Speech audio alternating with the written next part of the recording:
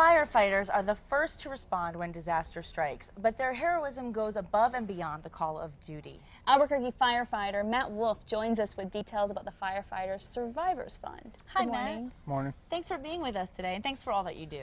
Oh, no problem. I said to him, this is not as scary as what you do regularly, and he said, I'd rather be doing that. So tell us a little bit about the Firefighters Survivors Fund and how it was created and why it was created.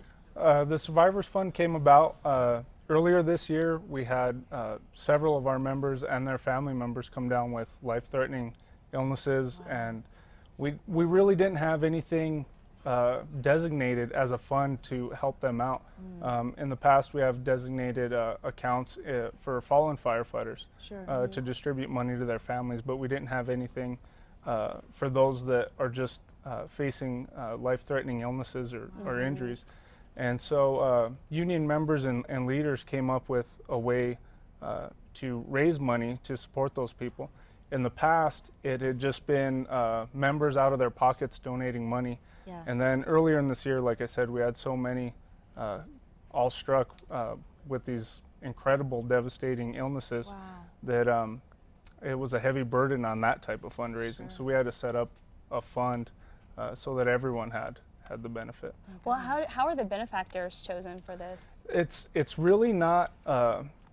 It's based on need more than a choice. We've had the Survivors Fund has helped 5 firefighters and their families this year, and that's kind of a lot, given that in just such a few short months, that many people have been faced with serious illnesses. So scary, it really is. And you've received help from the Survivors Fund. So tell us your story a little bit, and how did the Survivors Fund help you personally and your family? I was diagnosed in January with an abnormal growth in my brain.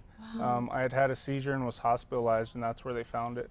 The initial prognosis wasn't good. It was very grim. Doctors here in New Mexico thought that it was inoperable and kind of incurable. So through research and our own going out, we found a facility in Phoenix that was willing to do the surgery, and actually they're kind of the experts on it. So I went out in July and had that procedure done. The Firefighters Fund was able to help cover all those travel expenses, get us out there, cover getting there, lodging for my wife while I was in the hospital. And so it just really helps ease that financial burden that we're facing. I bet. I mean, so that made a huge difference for you and your family. It's really saved your life. Huge. Well, what are some of the ways the Survivors Fund will continue to grow, you think, and benefit other firefighters in the future? We started our first big scheduled event was called the Swing for Survivors golf tournament. That was in March, and that was a great turnout. We raised over $5,000 for the fund. We've had car washes and softball tournaments. We're really hoping that within this next year we have set designated events to raise money. Like the Swing for Survivors golf tournament is going to be an annual event every March, April. We also hope to put together a softball tournament to raise money specifically for children and families who are facing, these life-changing events that come out of nowhere, and it is a huge financial burden. And like you said, devastating things that can happen, and so much help is so appreciated and literally can save lives. So how can our viewers contribute, and how can they get involved in some of these fundraising activities that you're talking about? We hope, like I said, within this next year to really advertise these events and get a team together, go out, play a day of golf. It's a great time.